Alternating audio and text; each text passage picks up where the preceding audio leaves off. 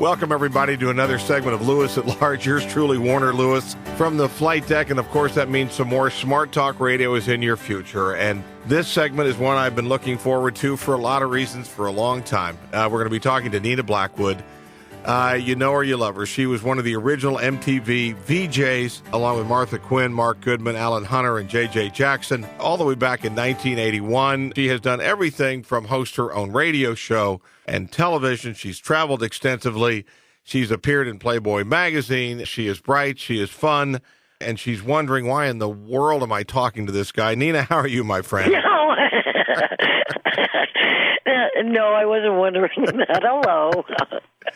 Anyway, there's several things that we get to talk about today, not the least of which, of course, is earlier in the year, there was a work, I believe in late spring, called Unplugged, The Unplugged Adventures of MTV's First Wave, where the original VJs talk about their experience. But let's find out. We want to talk about Nina Blackwood. Your career is extensive. I'm curious as to what was it about broadcasting and being in the public eye that was attractive to you, and what age did you start heading down that road? Well, I actually started playing music when I was 4. Started playing piano, and then when I was about 7 or 8, started acting, taking, acting classes and being on stage. So it's something that has always been with me. My mom shuttling me between orchestra practice, piano and harp lessons, and the little theater, and so it's always been part of me. The only other thing I remember when I was in high school that my dad was saying, well, what are your plans? I love animals, and it did cross my mind to become a zoologist at one point, but I didn't like biology of cutting the frogs apart. That was the only time I missed class was that day. And, I thought, I love animals, but I can love them. I'll just continue on in the vein that I was doing, which was the performance arts, basically. Well, now, the truth be told, and I'm not sure a lot of people know this or remember this, that in the early 80s, you did a piece on Vice Squad. You're Revenge of the Stepford Wives. You're even in a film called Reckless Kelly. How'd that make you feel? Did you like that piece of it? Well, actually, the Reckless Kelly thing was after MTV, but the Vice Squad thing had happened right the year before MTV, and I loved acting. I loved both music and acting, and I was out in LA at the time going through Strasbourg. I had an agent right away, and so at that time I really did love that, but I was also working on projects with some people that were doing video music projects, like pilot stages of TV shows. And this is before MTV. You're talking 79 and 80. So I had that interest, thinking that might be something in the future. But I was really, a serious actor. So I wasn't going for like the sitcom stuff. I'm studying Chekhov and the heavier Joan of Arc, doing that type of thing. Of course, when you're in Hollywood and you're young and whatever, they push you to roles like, the role I got in Vice Squad as a hooker, So you got to start somewhere. And I did really love acting at that time. After MTV, and my representatives, my agents and managers were really worried that this was going to happen, and lo and behold, it did. I kind of got typecast. And so when I went back out to L.A., the stuff that they were offering me for acting was like reporters. It's like, this is stupid. I can be a reporter for real. Why am I acting this? And I found I didn't like the process of, especially TV was different because TV is quicker, but I really did not like the process of making films anymore because MTV was so immediate and so quick, and I liked that, and I found it to be excruciatingly boring. We did everything like it was live. You don't like radio, which is why I love radio too. There are no 16 takes on the same line, and it's like, I can't handle this. I go, why am I doing this? The audition process is excruciating. That's not fun. And I just went like, and the roles, were like stupid. They weren't even things that I would like to do. I was doing them, but I'm like going, So I just went, I don't like this. and I really concentrated more on what I did like, which was closer to what I am as a person, too, which is radio. Right. Because I still get to talk about music. I still get to be involved in what I love, and it's immediate. So that was what happened, kind of in a nutshell. I want to touch on this very briefly. In 1978, you were in a Playboy pictorial called Girls of the Office, and I'm curious as to, at that point in your career, your motivation for doing it. Was it a hard decision to do? Are there any regrets there? And what advice would you give to someone in a similar position? Well, actually, and it's in the book, the only real regret that I have career-wise is doing that. Because at the time, it was early in my career, and I was doing things like modeling for art schools because I am not a visual artist, but I loved inspiring that. I loved being around artists. And so, a lot of it was figure drawing that I would pose for. So when this came up, and I had an agent and a manager. This was back in Ohio. I was still in Cleveland. They said, you should do this. And I'm thinking, well, I don't know, and I was so naive. And I thought, well, it's not much of a stretch, than what I'm doing, with art classes. That's how I looked at it. And in fact, the photo that we sent in was not even a full body shot. It was just my headshot. In fact, I sent in one of my high school,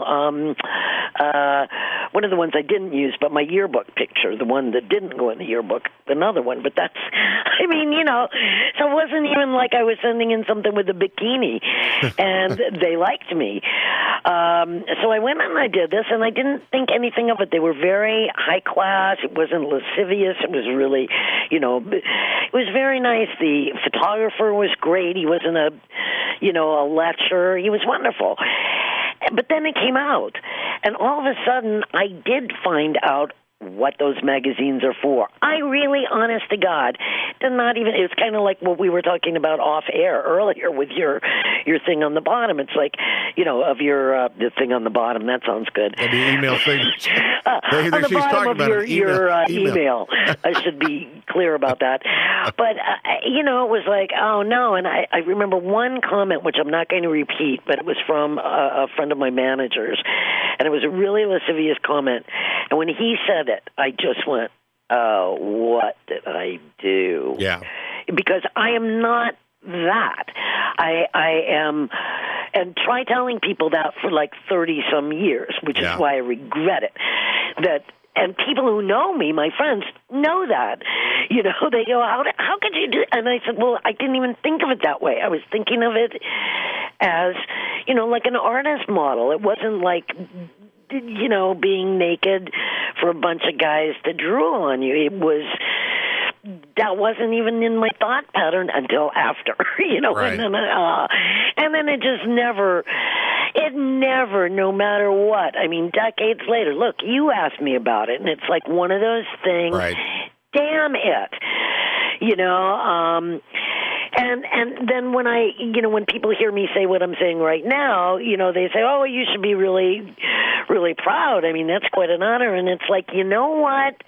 No, because I've had to explain that for years and say that's not what I'm about. And it put a stigma to the Nina Blackwood character, so to speak. Yeah. Who is actually very shy. I stutter when I'm around guys that I think like me. I'm a wallflower. I really am a wallflower. I am not the Playboy va-va-voom, So that's why I regret it. It's like, damn it. And, Yep. you know, when you tell people, they go, yeah, sure. Some of them don't even believe you, and I'm going, I'm telling you the truth, you know. Well, again, if you just joined us, yours truly, Warner Lewis from the flight deck of Lewis at Large Radio. Our special guest this segment, Nina Blackwood, one of the original MTV VJs. We're talking about her career in acting, of which she has quite a bit of experience. She also currently is on air on Sirius XM. Let's talk a little bit about the early days at MTV. What I'm curious about is you all five came from different backgrounds. We don't need to go through the entire audition process, but what I'm curious about is this was a new medium. This wasn't radio. This wasn't live, so to speak, in person. This wasn't on the stage. This wasn't recorded. Tell us how you all approached. Did you all five, were you sort of trained, so to speak, or did you just sort of do your thing on camera? Oh, no, we were not trained at all. Yeah, we pretty much did our own thing. And like you said, we were all from different backgrounds.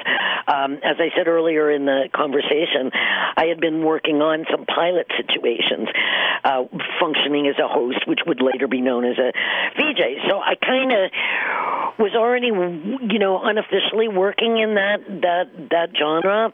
But you had JJ, who was our elder statesman, who had a complete radio background, BCN, WBCN in Boston. I mean, he helped to break Led Zeppelin, for crying out loud, in the United States.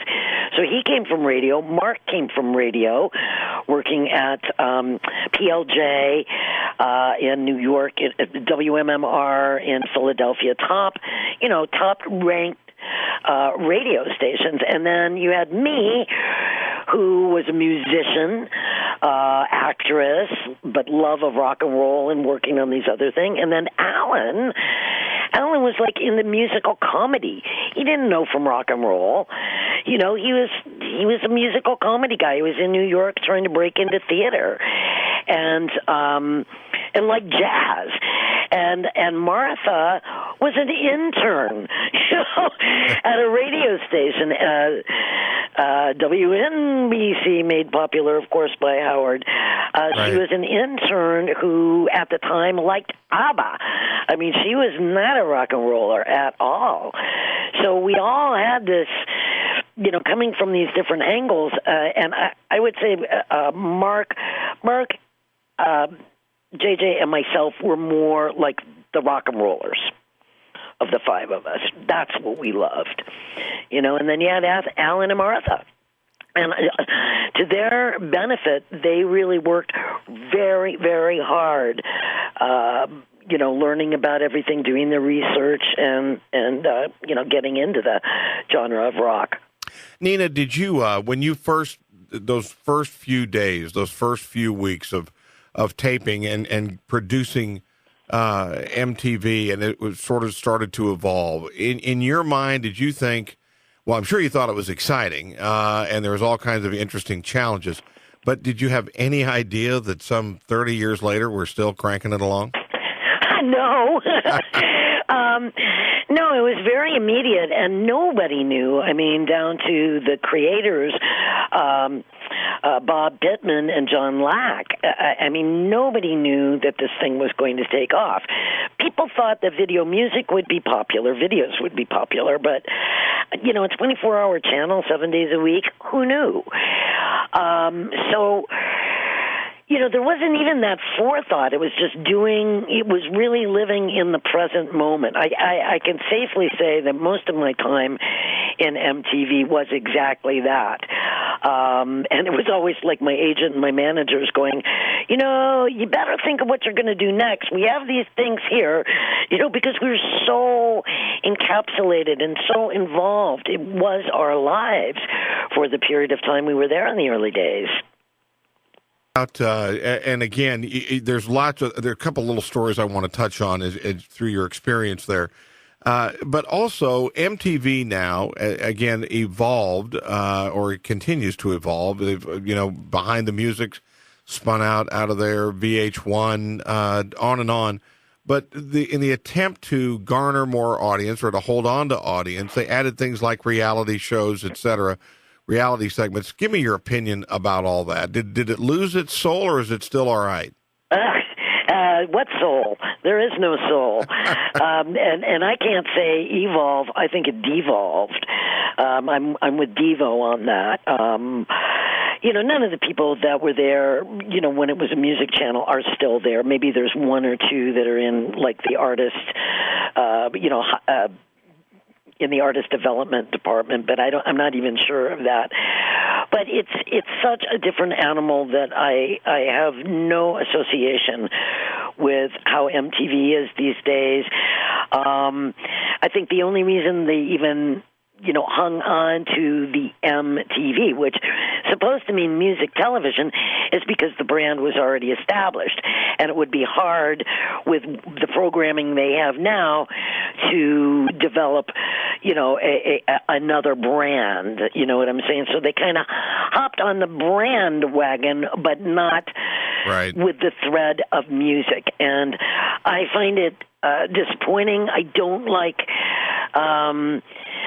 reality TV at all. Haven't since day one, no matter who or what channel it's on, who's participating. I just think it's lame. I really would rather read a book, which is what I do, or watch the Weather Channel.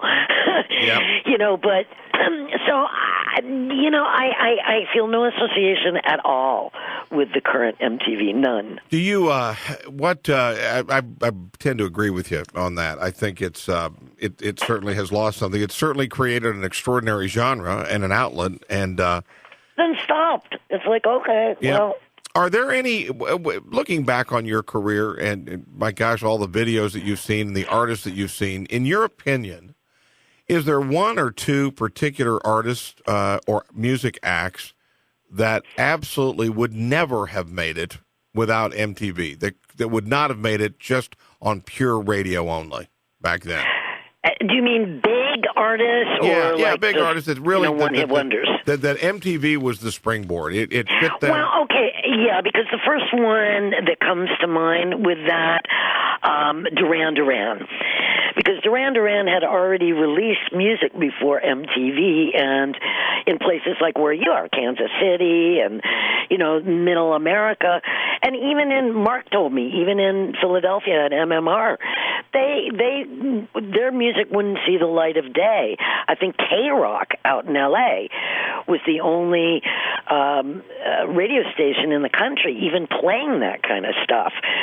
So if things had continued along the way they were at the time, and MTV didn't start, I don't think Duran Duran. I'm almost positive they wouldn't have had the success that they do. So that's and they were like born for MTV, so photogenic, stylish, and then they hooked up with Russell Mulcahy for those amazingly exotic videos. Just a perfect synchronicity, Duran Duran and MTV. Right. What about and again, let's just touch on these briefly, just in the interest of time. Tell us about your encounter with Keith Richards and Ronnie Wood. Oh, God. Yeah, it's in the book, but, just very briefly. God, how do I encapsulate that?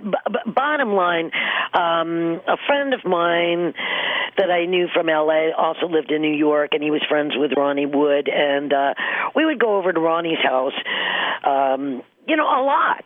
And so I became friends with Ronnie, and Ronnie also liked JJ. He knew JJ for years from going back with the Faces because JJ was very close to Rod Stewart.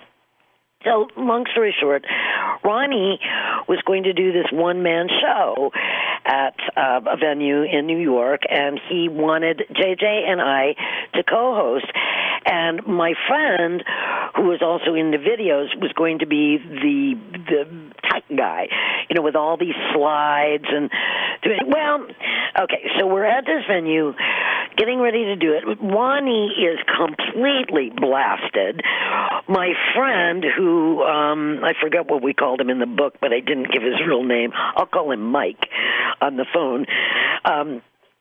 Mike also totally blasted, right? He drops the slides, so they're all out of order. Ronnie's on stage sitting down with a bottle of Jack Daniels.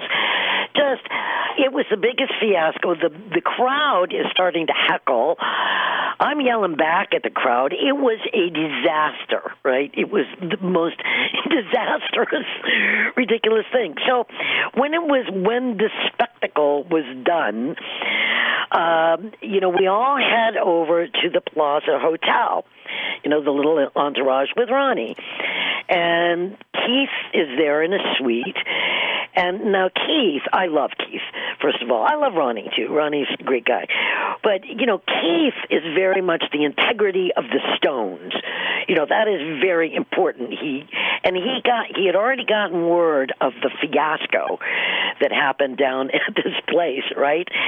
So opens the door, and these coal black eyes of Keith Richards just laser beam onto Ronnie. He is so furious, and he just literally almost takes Ronnie, picks him up off the ground, just takes him by the collar, ready to just give him, a one. We get about 2 steps in the door. JJ and I look at each other and go, well, kind of shrug our shoulders. I don't think we should be here. And just turned on our heels and walked down the hall. It was like, wow, So that was kind of the story. Well, you know what? We're running out of time. I want to keep going here. One more for you. Kurt Loder. He wrote for Rolling Stone and kind of bagged on MTV, and suddenly he's on the air with you guys. Oh, I know. I think, the word hypocrite, and you do see his picture. And nothing against Kurt, because I always loved his writing. I did not like what he was one of the first Rolling Stone reporters to come out and just literally slash MTV to death. Just was merciless. And then I had already left by then. I was out in L.A., with Entertainment Tonight and all that by the time they hired Kurt. But who goes on MTV? Kurt Loder. It's like, wow. So, like I said, I have nothing, no ill feelings, but it's very hypocritical, and it's like, oh, God, all right, I see. So he was basically jealous, is what he was. That seems that way. Well, again, we're with Nina Blackwood. You know her from MTV. You know her from acting. You know her from entertainment. All kinds of things from her. Tell us now, in the year 2014, tell us what Nina Blackwood is up to these days. Well, we just, in spring of 2013, released the book, VJ, Unplugged Adventures of MTV's First Wave, which was really great. It was a great experience, very trippy experience writing it, because all of a sudden, even though I'm living in Maine, my head's back in the 80s in New York, reliving these things, to put down on paper. So that was a great experience, and also the fact that, all of us, Mark, Martha, Ellen, and myself, have been very close over the years, but I think writing this book, we didn't even think it was possible, but we're even closer. So that was a really great experience, and I always wanted to do a book, and I had offers to do my own book, and it's really hard, and I couldn't talk. I found it very difficult to write about myself, but with my comrades, it was much more fun, and Gavin Edwards, who put it together, I think did a great job. So that was a huge thing, because we're only in 1 week in 2014, so I have to bring 2013 in on that. So that was big. And then, I continue to do radio. I've got, along with Sirius XM, I've got 2 syndicated shows. One is called Absolutely 80s, and the other is New Wave Nation, which plays more like Susie and the Banshees, Depeche Mode type stuff. So I'm doing that, and I think we're going to be putting out an audio book. So soon we're going to be, going into the studio doing that. So you're going to narrate your own book? Yeah, all right. That's the plan. We did a test recording of one chapter right at the end of the year, and just got it edited just to see, what it was going to sound like and if it worked. So that is our next focus. I think we're going to be doing that. One other thing, you like race cars, don't you? You like driving fast cars. I love driving race cars. Yes, I do. So do you ever do it competitively, or is it just for fun? Yeah, well, I mean, not as a professional, no. But I did take, a couple of little classes with Skip Barber School of Driving. And I guess my proudest moment of racing, I was on Denver radio for a while, the Peak, and we did a little racing thing with the midget cars. And there were professional drivers that I was up against, and I won. I'm looking at my trophy right now, which comes up to my waist. It's a huge trophy that I actually won at the Colorado Speedway, beating these guys, and they were furious with me, and they said, "You're nuts," because they were trying to run me off the track, and I was just like so determined. I go, screw you, what can I? So that's where I get my aggression out. I do. I love driving fast and well, not just sloppy. I mean, I like the craft, if you want to say, of driving.